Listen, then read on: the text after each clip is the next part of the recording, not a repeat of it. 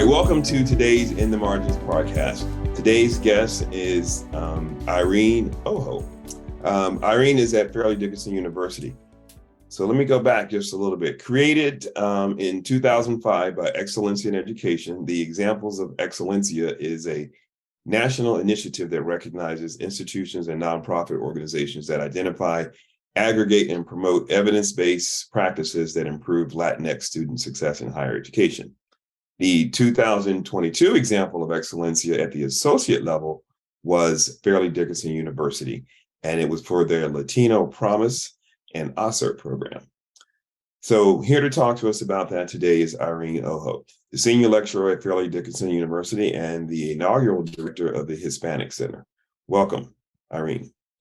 Thank you, Ralph. It's such a pleasure to be here.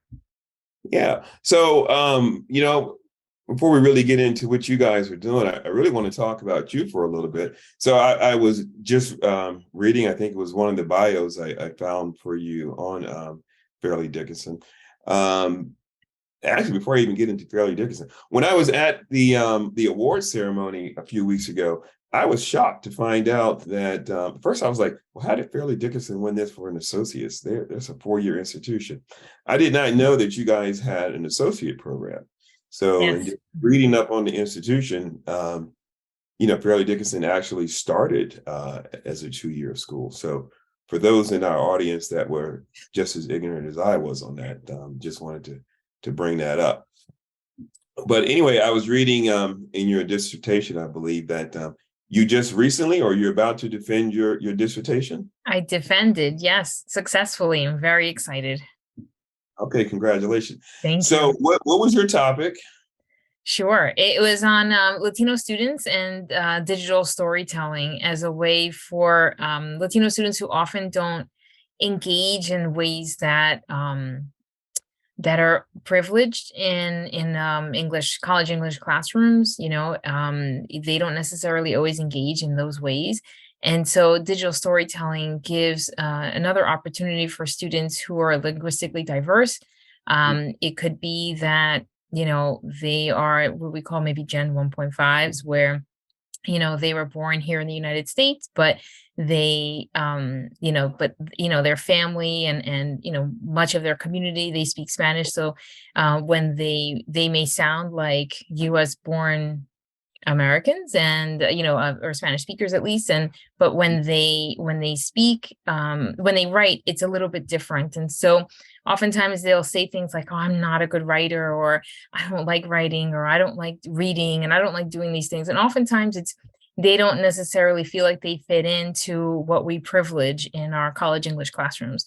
And so digital storytelling is an alternate way for them to engage. And what I found, which was amazing, is that what they were really good and talented at, like especially when we're talking about different languages that they speak or different artistic ways that they can express themselves, they bring that into the classroom, and all of a sudden they're the person in the room that everybody wants to talk to. And the best part about it is that nobody wanted to talk to me as their professor, which was totally fine. It's really about raising students up and making them feel like they have a unique perspective, and everybody wants to hear about it because they truly are just amazing, amazing human beings. So for me, this whole dissertation process was really an exploration of what I already know to be true, which is that our Latino students bring with them into our classrooms this unique and diverse perspectives, experiences that they and their families have had. And we don't get to hear about them often enough. And so digital storytelling is a way for us to hear so much more from them. Okay. Would you say, I hadn't heard digital storytelling. Is that the same as digital literacy? It's a little bit different. So of course you need digital literacies. In other words, you need to know how to use a computer, how to use, definitely apps and those kinds of things. You absolutely need to know how to do that in order to engage in storytelling. specifically digital storytelling. So the digital part of it is, this, you can mix all these different mediums and modes, as we call them, you can use gesture, you can use voice, you can use space, you can use text and art, and just all in very different ways. And so what it does is, oftentimes a lot of people will look at students through a deficit lens, and they'll say this is what the student, can't do. But digital storytelling, it showcases what students can do, and it makes them feel good about who they are and what they bring to the table, or to the classroom in this case. Right, right. So, I think you talked about it a little bit, but just wanted to maybe just narrow it down. So why is digital storytelling so important to the work that you do on campus? Sure. I think what it does is it mirrors the efforts that FDU has made. We talk about the FDU did start as a 2-year college in Rutherford, New Jersey, and our university really has it certainly is a 4-year institution. But I think what it does, and oftentimes I think people may not hear about it enough, is it's all about giving people the opportunity to get a college degree. And we want to meet students where they are and help them, guide them to where they want to be. So in that sense, digital storytelling, the work that FDU does, the work that I've been privileged enough and honored enough to do, to engage in, is really about that. It's meeting students where they are. If a student is having difficulty navigating the financial aid system, let's meet you where you are. Let's meet your family. Oh, is it a language barrier? Well, we'll do it in Espanol. It's fine.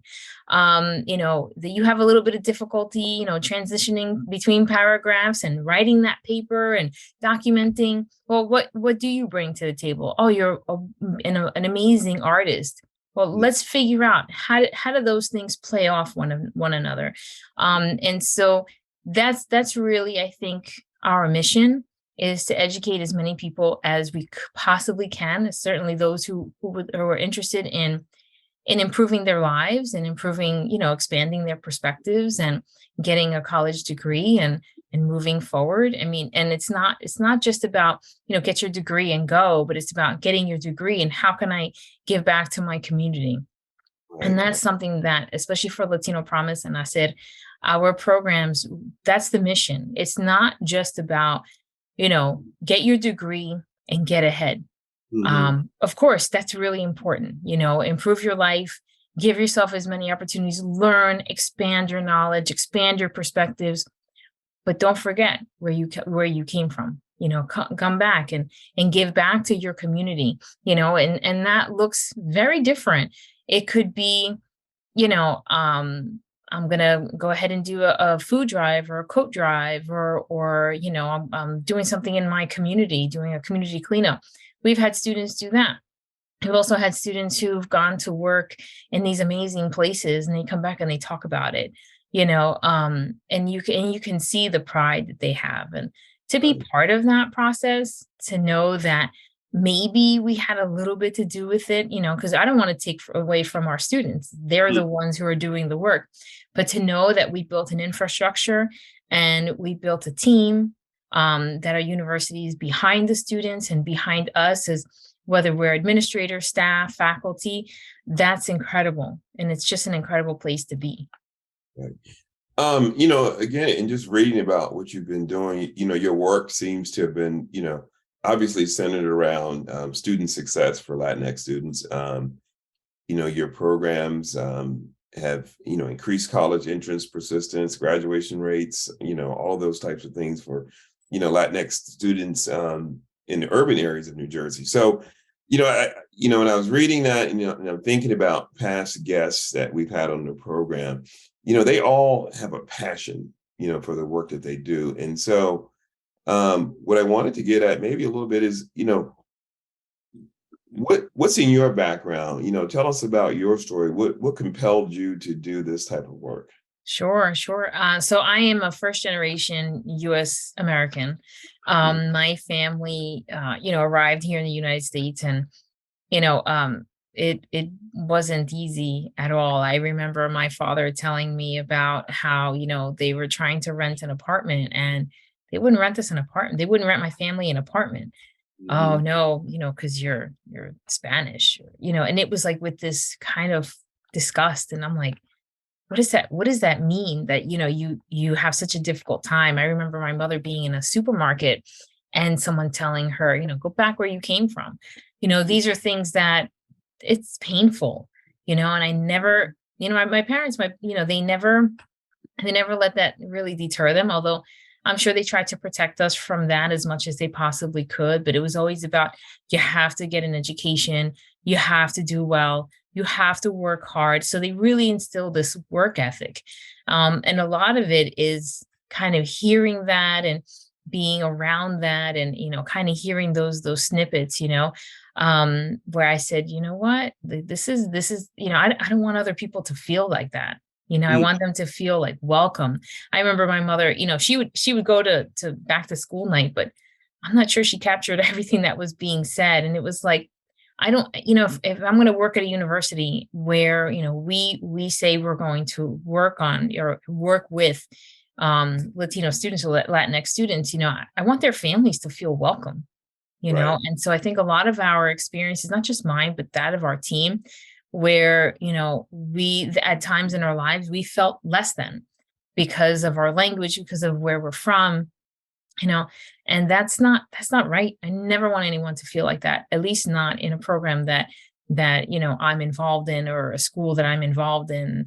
And we go to high schools and we give presentations and we tell them, you can do this, Right. with the right support system, you can do this. And that's something that maybe I heard definitely from my parents, but they didn't have the financial aid or admissions language under their belt, and it was hard to navigate that. And so I think a lot of the work that I do and a lot of the reason behind my why, like what's my why? My why is because, I struggled. I was US born, but I started school in ESL classes, you know, Mhm.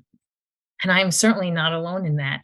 And so it's interesting. I've heard people say, you shouldn't speak Spanish to your kids, they're gonna wind up at a deficit. They're gonna wind up, not being able to grasp the language. And clearly that's not true, says the Right. person who winds up being a college English professor. Right.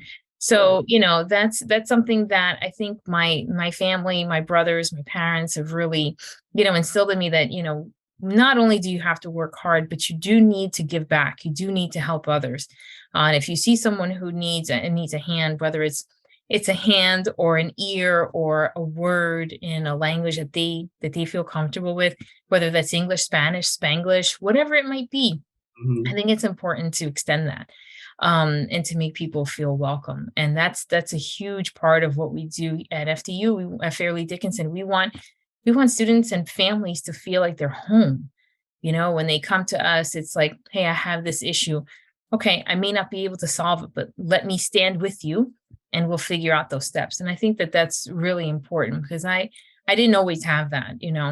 I loved where I went to school. It was great. By that point, I had a strong grasp of the knowledge of the language. And, I was able to, hang on and navigate. But those first couple of years, it would have been great to have a Latino promise or an ACID program that could, help us, through it and to Now, really figure it out. yeah. Now, where did you grow up? I grew up here in northern New Jersey, Oh, and I went to school at American University in DC, really? and yeah, and home of Excellencia, of course, Yeah. and I just got my doctorate from Columbia Teachers College. Right. Right. Okay. Um, you know, I know you guys were doing work. You're sort of starting, if you will, in the community at the high school level. And I was reading and thinking about it. I remember at the program, I was like, man, you guys could have easily have been part of the community-based awards too, as opposed to the associates. But what I wanted to ask in regards to the community, I was thinking back to some work we did at Diverse, with ASHA, the American Speech, Hearing, and Language Association. And for them, it was about pipeline issues for getting, students of color into speech and hearing careers. And we found that in that research that they needed to start in middle school. Starting to talk with them about it in high school was almost too late in some regards. So what do you think about that? Are you guys, I know you said you're going in high schools, but are you even starting earlier? Are you finding that, some of these students may have deficits when you get to them in high school? Yeah, for sure. When we do start talking to students in middle school, I know I've spoken to like fifth, sixth, seventh graders, even younger, just about going to college and what they want to do. A couple of years ago, one of our team members, he was the graduation speaker at their eighth grade graduation. Currently, Farleigh-Dickinson has a partnership with Garfield Public Schools, which is a city close to our metropolitan campus, and we're bringing middle schoolers onto our campus once a month. And we currently have a dual enrollment bilingual education program for students from Passaic High School, which Passaic is a city near metropolitan campus. And they come to our campus 5 days a week, and they get English as a second language. And they also have math and science courses for which they earn college credit. So they're fulfilling their requirements for their high school, for high school graduation, but they're also earning college credits, and they're doing it on a college campus. So the idea that I can't see myself on a college campus, but you are on a college campus.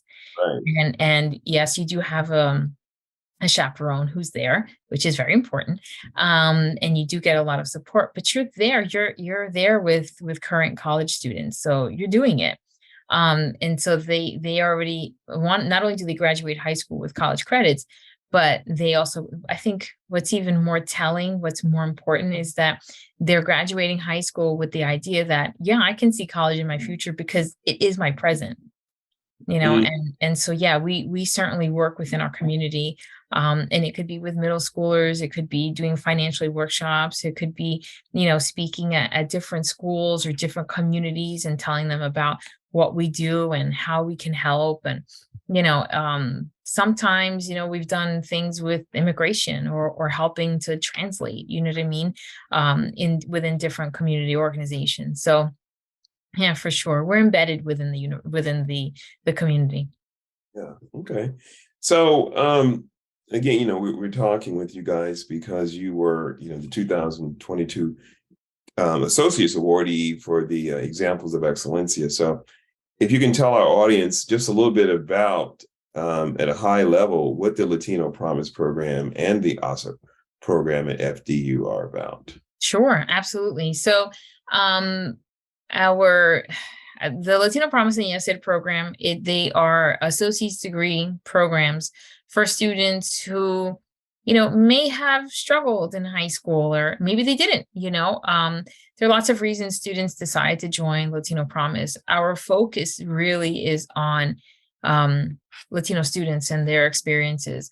Looking at their diverse linguistic repertoire, and really supporting them. I think it's more of a personalized approach to higher ed, in the sense it's like, we sit and we meet with every single student. They apply, we sit and we interview them.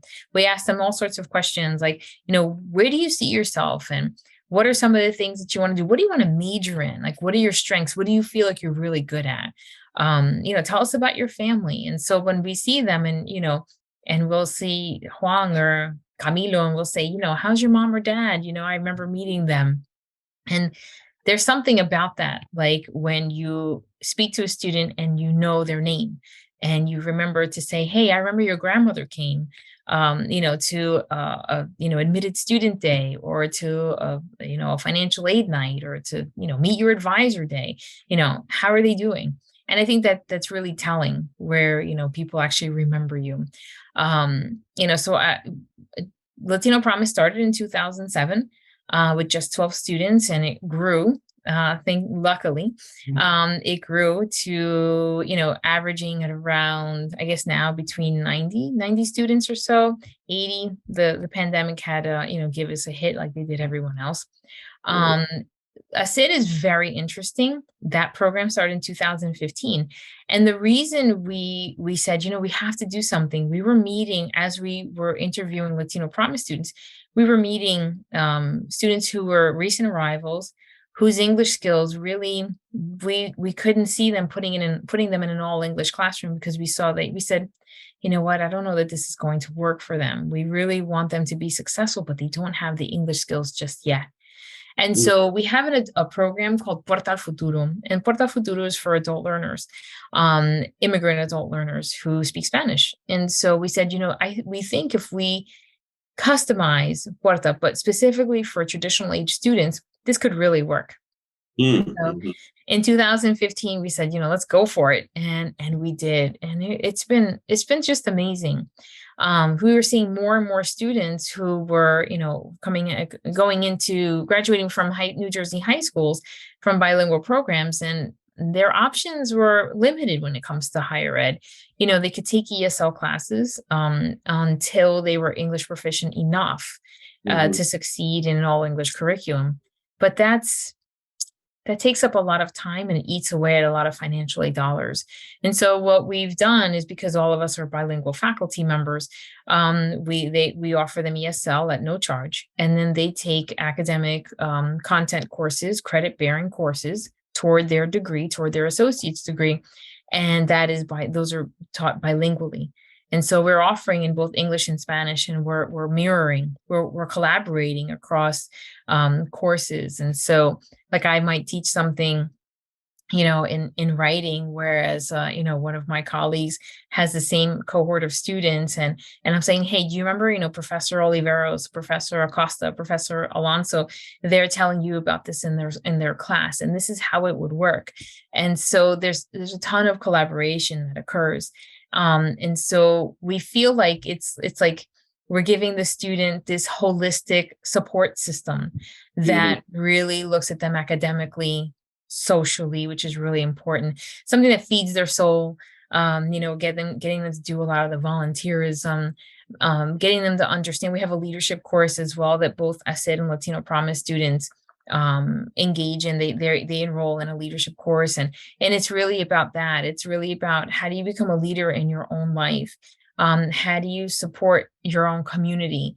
And so they do a lot of volunteerism, and that feeds their soul. It certainly feeds mine.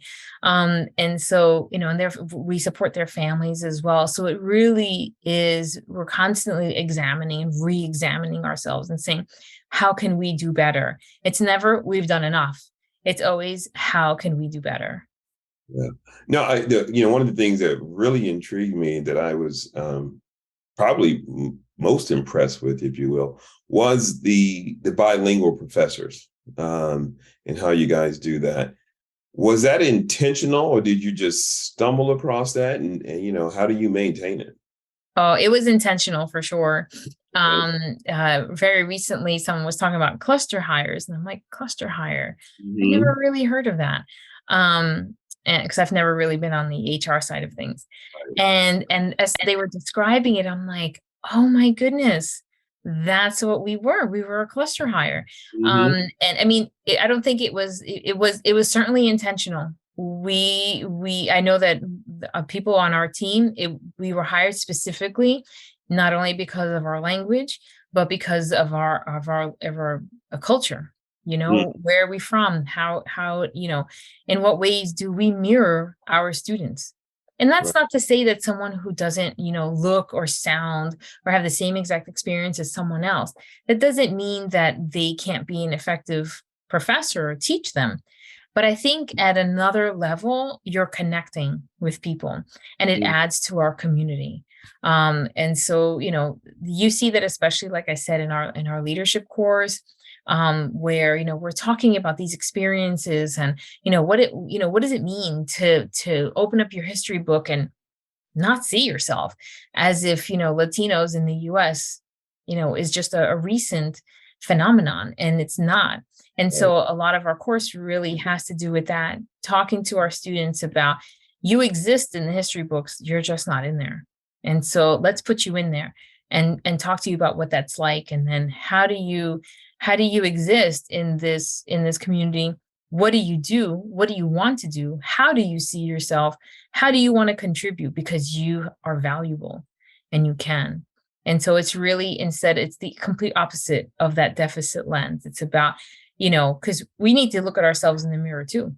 Hmm. So it's not just about how others see us, it's how we view ourselves, and to say, how can I give back? What can I do? And so that idea that we really did all work together, and we've made an amazing team, because we're constantly each other's mirrors. Yeah. I mean, it really sounds like the program is very I don't know, let's just say family centric, if you will. Um, from the standpoint that you guys are getting involved with some of these students, as you mentioned, maybe as early as middle school, but definitely by high school, and then at least through, them getting their associate's degree. How, I also was impressed to find out, that every student that applies to the program, you guys interview personally. So I definitely feel there's probably some attachment, if you will, or there's skin in the game, there's investment, in these students. Can you tell me about, like, say, maybe a student that was really on the fringe and you guys weren't sure they would survive in the program, that is a success story today, and how that. Yes. Oh my, there are so many. There really genuinely are so many. We've had students, like, I just remember this one, I won't say his name, but just there was one, and he had like a 1.7. It was pretty low. And we're like, you need the 2.0. Like, what can you do? But then you looked at, we at that time, we accepted SAT scores. They're not necessary now, but and I looked at his scores, and I'm like, there's something happening here. Like, there's something wrong, because his SAT scores were pretty high, but his GPA is really low. And he was your traditional Latino promise student. He was born here in the United States. Family is Hispanic, and so in any case, I said, we've got to give him a chance. And so, like I said, remember how I said we were constantly looking at ourselves. Mhm. So we, somewhere along the way, I think it was a couple of years in, it was by maybe 2011, 2012, we were like, we should really do a summer program. Um, and so the summer program really served a lot of purposes. One is to get the students on campus, they can see themselves. Two, it was, let's help them, especially with those placement exams. Let's help them, work on these placement exams, and give them a nice refresher with English and grammar and whatever else they test you on, and math, and then of course study skills. And let's let them make friends and get to know. Let's invite their families, and at the end, and so it was great. And so we said, what, if you have like a GPA that's maybe not so high, and you really want to come to FTU, make sure you're in our summer program. And I remember he came to our summer program, and he was just amazing, constantly raising his hand and talking. And I was like, this does not look like a 1.7 kid. Like, Right. there's some sort of disconnect. And that's what happens. What happens is, like, when he enrolled his first semester, I was like, are you seriously getting a 4.0? Like, for real? Is this really what's happening? And there are a lot of those kids, and for some whatever reason, they're in high school, they're just not connecting. And I'm not quite sure why, but we want to make sure that when they come to us, that we're arming them with love and care and academic, rigor, and we're giving them study skills, and we're saying, you have tutoring, you have to go, you have to find to help yourself. Sometimes students need a little bit of counseling. The transition can be hard. So I know I've walked students over to our center, and to say, what, I think you could really use some help here. And so, that particular student that I'm referring to, he didn't need that, but he just excelled, and he's done incredibly well in his life.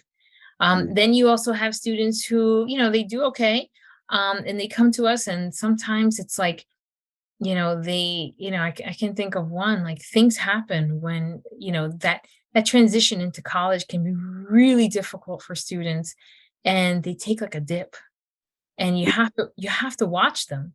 Like, you Right. have to be there, you have to witness. And so, we were always in the same building. We've actually just recently moved buildings more to the center of campus. And so the professors would be like, they would pop into our office and be like, hey, so and so not showing up for class, or hey, so and so is coming in late, doesn't seem to be paying attention. And so I would text her or whatever, and come to find out, like, her mom is really sick, like really sick, like she has cancer and she doesn't know what to do. And she's thinking about leaving school, and like the tears can you blame them? And so they're students, but they're people with real serious issues that they're facing.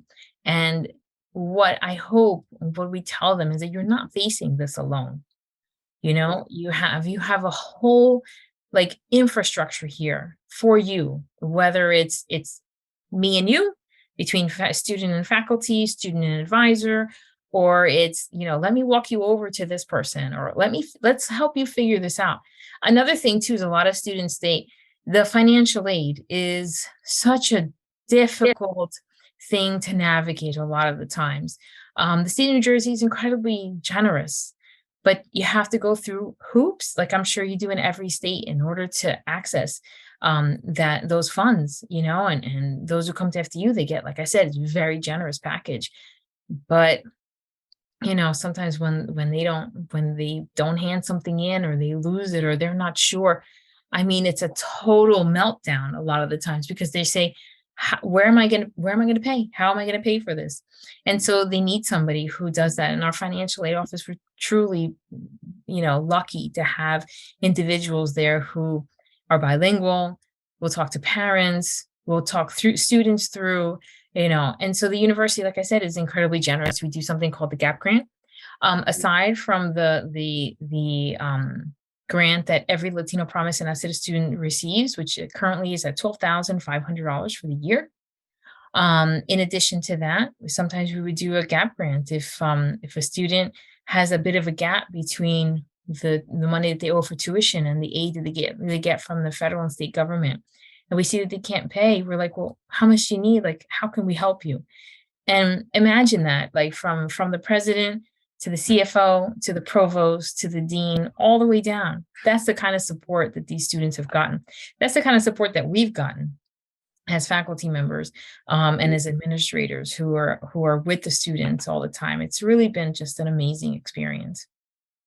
Yeah, it's funny, you kind of good segue for me here. I was thinking about, because I know in the Promise program that you guys do a lot of one-on-one with the students, whether it be advising, tutoring, counseling, et cetera. So how do you bridge the gap? I mean, I can't assume that every professor, outside of your group, if you will, is on board. How do you help bridge the gap with some of those other people on campus that may not be, invested in the program, if you will? Sure. Especially in the new role that I'm in now as the executive director of the Hispanic Center, it would, if I tell you, I was like, this is amazing. From day one, I was getting emails. Hey, we really want to, help your students. We really want students in our programs. How can we help? And so that's actually what's been happening. But prior to my coming on as executive director, it's just like everything else. It's all about personal relationships, and a lot of it is us reaching out to different departments and within the university and saying, hey, we have some students. I'm from the Latino Promise and ACER programs. I'm Irene. I have a student here named, Elizabeth, and she's really interested in your program. Do you have a few minutes? Can we meet? And we would do that. Or the other thing that we would do, remember, our students are associate's degree seeking students, and their major is liberal arts. And so it was very important for us to figure out, okay, what is it that you want to do after you get your associates? What major are you looking for? And it was, because their program is so flexible that we could almost personalize it as much as possible, to say, okay, what is it that you're looking for? And then we would reach out and say, hey, we have about 5, 6, 10 students interested in criminal justice. can you come give us a presentation? And that was a lot of the reaching across the university, or in our case, the river, because we have a river that runs through our metropolitan campus. And we would say, hey, is this something that you think that you can help us out with? And so that was a lot of it. The other thing too is that we got our students very much involved in campus life. So, when we had Relay for Life or with the American Cancer Association, they were very much involved in that. Or like we had a wellness fair on campus, they were very much involved in that. And so it is really important for students to feel like they're home when they're on our campus, even though most of them are commuters. And how do you do that? Well, you have to kind of show them like, this is how you get involved. There's student government. Wouldn't you like to do that? There are fraternities and sororities. I think you should get involved in that. So it was a lot of that, and then just working with the academic resource center, or, the regional center for students with learning disabilities, whatever it might be. It was really about reaching across the river, or on our side of the river, wherever we were, and to say, these are really important students. I think you should pay attention, and you'd be really lucky to have them. And they usually were. So Yeah, no, that's good. I'm just really touched, honestly, about the work that you guys are doing, and reaching out to folks. And one of the reasons why I wanted to talk with you guys was, the program it's the best practice. I mean, honestly, it really is. And so, we want to share this with other institutions, like-minded schools. You guys are a Haku school, and there are, gosh, when you look at the number of Haku schools and the emerging Haku schools, we're talking like almost 1,000 schools, right? That's, depending upon the numbers, that's anywhere from 20 to 25% of the colleges and universities, in this country. So, if someone at one of these institutions is listening and, they want to start something similar, what would you recommend to them of how they can get it set up? I mean, I think first and foremost, you have to have people who love what they do. Mm-hmm. Certainly not in it for the money. So, you have to really, although I'm happy with what I get, but it's, you have to love what you do. You have to be fully committed. You have to be able to really, connect with the students and do it meaningfully. I think in terms of, hiring and who you get to work in the programs, it has to be done with intention. There has to be intentionality behind it. Is it that, like, why is this person a good fit? Not necessarily a good fit for the job because they have the qualifications, but how can this person be a good fit with your student? Do you see them making that connection? Because if they don't make the connection, it's not always going to work. The other thing for sure is to listen. What is it that the students are looking for? I mean, do they want to do the sciences? Do they have the background? If they don't, how can you support them in that? It's really truly is a holistic approach. Trust is a very, very big deal in our community. And, you have to put yourself out there and do what you say you're going to do. So if you say, I'm going to sit with you in the financial aid office, or I'm going to stay on the phone, or I'm going to call, or I'm going to be there when you give parents maybe, not such great news about whatever it might be, you better be there, because that's what you promised. That's what you said you were going to do, and so your words matter, your actions matter. And so those are the kinds of things that I would really start with. It's not so much, do you have the infrastructure? Of course, is important. Do you have buy-in from, the upper, levels of administration? Like President Capuano, he supports us. Provost Aveltroni, he supports us. Ben Rifkin, our dean, he supports us. Janet Boyd, associate dean, she supports us. You have to have that. But do you also have the people who are going to be interacting with students one-on-one? Do they really truly care about the lives of the students that they interact with? If they do, it's half the battle. If they don't, that's not the right person. Hmm. and you just need to keep looking. And then certainly to develop a team. I talked earlier about the cluster hire, which I didn't Hmm. realize. I just knew I was part of a really, really good team. And I didn't realize kind of what it was. And I think what it was that people didn't necessarily just look to me like to figure out, hey, how can we help Hispanic students or how can we help Latinx students? It was they looked to all of us. And so we could really lean on one another. And we didn't always agree, but it was like that kind of like that bouncing ideas around like a ping pong sometimes, and or like a a pinball machine, and until we were like, you heard the ding ding ding, like, oh, this is a really good idea. Right. And it was our own cultural linguistic experiences mixed with our educational experiences, mixed with our professional experiences, and we you kind of put it together and you were like, yeah, let's try it. And that was another thing too. You can't Mm. be afraid to take risks, but because the students and their families, they're worth it. Right. They're worth the risk. And if something works, awesome. If something works, sort of, figure out Mm. why. If something doesn't work at all, definitely figure out why. Because if it comes from a good place, then you know more than likely you'll be able to do that. And I think it's just that idea, that tenacity, like, I'm not giving up because the students are worth it. I'm going to do what I say and what I'm going to do because the students are worth it. I'm going to show up every day because the students are worth it. It's not so much that they're taking out loans and they're sacrificing their time, and they're commuting an hour and a half sometimes to come to campus, whether it's cold, whether it's sunny, whether it's hot, whether it's snowing, whether it's raining. They're showing up. So you need to show up even more than they do, because they Right. need to feel like somebody cares about me. Yeah. No, I mean, it's, obviously an excellent program what you guys are doing. I was looking at some of the numbers. It was on Excelencia's website. They were looking at, the Hispanic persistent rates, Latinx rates at your institution, as compared to the state, to the nation. Obviously, the numbers have definitely gone up. So, and that is a success. But how do you all measure success in the program? Is it just by the numbers, or is it something else?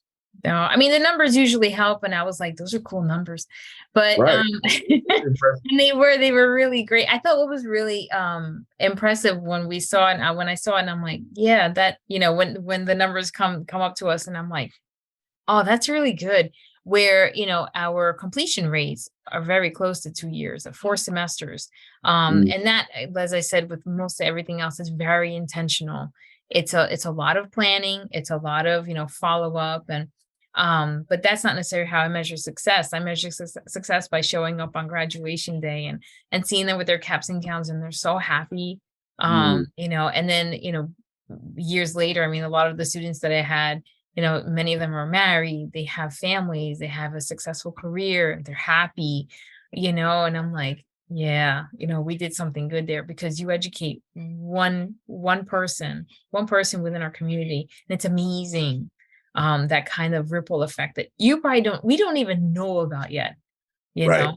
And so that's like that undertow, like that's exciting, to see, like, what are you going to do next, and hey, this worked, but let's try it again, but this time Yeah. up the ante a little bit, Mm. and so, that's what we keep doing. We keep upping the ante, because like I said, it's like, you feel like, this is hard. This is hard. Like, you're constantly like talking to students and making sure they're okay. And it takes a toll, a lot of times in your personal life, because you feel like you really connected and you so want them to succeed. And, and I'm so happy when they do. And I'm really sad when they don't. And I feel for them, because they do experience a lot of hardship. Um, but they bounce back up, and you're there to catch them when they fall. You're there to kind of give them a little bit of support when they're almost falling, and you're there to high five them, like. And it could be, and I love graduation days are one of my favorite days of the year, because you get to see the AA students, you get to see the bachelor's degree students, and sometimes, if we're really lucky, we have our Porta Futuro parents graduating with their Latino Promise and HACER kids. at the same graduation. And it's like really, really cool. I could imagine. And I'm glad you pointed out the support that you guys get from, the senior administrators, because, just reading about your program and what you guys are doing, it inherently, I was like, oh, they definitely have support from the top. So I'm glad you, reiterated that. And I would be remiss if I didn't say that, we had a dean, his name was Dean Ken Verkins, and he passed away in, I think it was 2018. And he was the dean of our college, Petrocelli College, prior to us being Becton. There's a little bit of reorganization in 2020, but if it weren't for him, we wouldn't be here. He really came up with so many innovative and amazing programs, including like an NFL completion program, and which was just so cool. And you had, we had our Latino Promise students walking the halls with Giants players like George Martin. You're like, oh, okay. And so, those are the kinds of experiences that we all had. And really, he was there with us when we were, doing, presentations and interviews at different high schools throughout New Jersey, whether it's Patterson, Passaic, Newark, North Bergen, Cliffside Park. He often would come, and when we had events at the school, he would come and he would speak to the students. He talked to them, and so really it was under great leadership, and it's wonderful to see that the university community has continued with that. Yeah. Okay. You were talking about language. You started talking about football. Yeah. Sorry. Yeah. So, I'll digress. Are you a Giants fan? You're happy with the Giants? Yeah, I guess I'm not a huge sports fan. I'm so sorry. So somebody usually had to tell me, and you can figure out when there's a linebacker in the house, Right. and I'd be like, I think that is, and I'd have to ask like our director at the time was Fernando Alonso. I'd be like, Fernando, is that he's like, yeah. so it was cool. And that connection, I forget what year it was, but so George Martin, you may or may not know, he did the walk across America for 9/11 first responders. So he did that walk, and Ken Verkins did part of the walk with him. He flew out somewhere out west. And then the following year, he's like, okay, let's do it. But this time we'll do it from the George Washington Bridge all the way to our campus. And, and we walked with him, and we did it for our 9/11, first responders, which was like so important. And, Dean Verkins, he brought in a man named Will Jimeno. He is one of the last first responders that was pulled out of the rubble. And the movie World Trade Center by Oliver Stone is based on his story. And the students, it was just amazing. And, like who the students got to experience and who we made sure that they got to meet. They also met people who, there was one person in particular who they got to meet, and he was actually one of the children who were flown out of Cuba in, I guess it was the 50s, right? And so really show them that they are part of the fabric that is our nation, part of our history and part of our present and part of our future, when they got to do that walk and when they meet people like George Martin or Will, and that they are important enough for us to really, think about who could we bring in that will inspire you. And it's funny when I hear Will Jimeno talk to them, he's like, he says thank you to them. Like you're so inspiring to me because you're here and you're working and you're doing so much. And, those kinds of things, you're like, I've been really lucky in the sense that, I'm around like people who feel like that and who live it. It's not like they're just saying, they're not just giving lip service. They actually live it. They believe it. And, it's really terrific. Yeah. I was getting ready to close up here with you, Sorry. but you no. That actually, I remember looking at and reading about, and it actually intrigued me. And I think it'd probably be good for us to talk about just briefly. We get the tutoring, we get, working on students getting their financial aid and the support and all that. But one of the things that, I really liked that you guys were doing was, I think that non-academic experience that you provide for them. I was reading about you guys take the students to plays and things up to Boston, New York. You go down to Philadelphia. I was reading something about there are plans to get the students involved with going over to Farleigh-Dickinson's campus in England. Yeah. So tell me about that. What's the purpose and what's the drive behind these, I'll just call them non-academic experiences that they get in the program? Sure. It's really about like the things that you read about, the things that you hear about. It's like, how do you engage in cultural arts when you've never been to a Broadway show? And it's Right. truly a shame because we live literally 20 minutes away Right. from Manhattan. And so it's something that the university has really invested in and saying, we really want to get the students to experience these things. Some of them have, some of them never have. And so we've seen shows like Evita, In the Heights, the one with Gloria Estefan, I think On Your Feet, maybe. So many like just amazing shows. We've gone to El Repertorio Español, which is a Spanish theater in New York City. One of my favorite trips really is the trip to Washington, D.C. And it's really cool because many students, some have been there, many haven't. And Right. to see them, like walk up the stairs to the Abraham Lincoln Memorial, or see the Washington Memorial, or see the White House for the first time. And they always say the same thing. It's so small. I'm like, I Right. know. It looks so big. And I'm like, it's so small. Or the Martin Luther King Memorial is just amazing, and to stand there and to look up at this statue, which we have a statue of Martin Luther King on our campus, but to stand there like next to it and to read all the quotes, same thing with the FDR Memorial, and you go to the 4 rooms that represent the 4 terms, and those are things that maybe they haven't experienced. And what's really interesting about that, it's not just about what they see, but what we do, because if we make a part of their leadership course, is that we divvy them up into smaller groups. And so they do like the scavenger hunt around the memorial, and they have to figure out like, certain things and how to get to all of them because they're far from each other. That's another thing, you don't realize how much walking there is. And what happens afterwards is that they have to do a presentation, and they get together and they're like, they're all of a sudden they're the best of friends, and so those experiences that really bind them. So, and it's not so much that they're going to school then to please their parents or they want to, impress their professors, but now they really truly build this cohort where they're supportive of one another. Hey, make sure you get to class. Like, did you do your homework? Let's study together. And so that's kind of those are the kinds of things that you start to hear.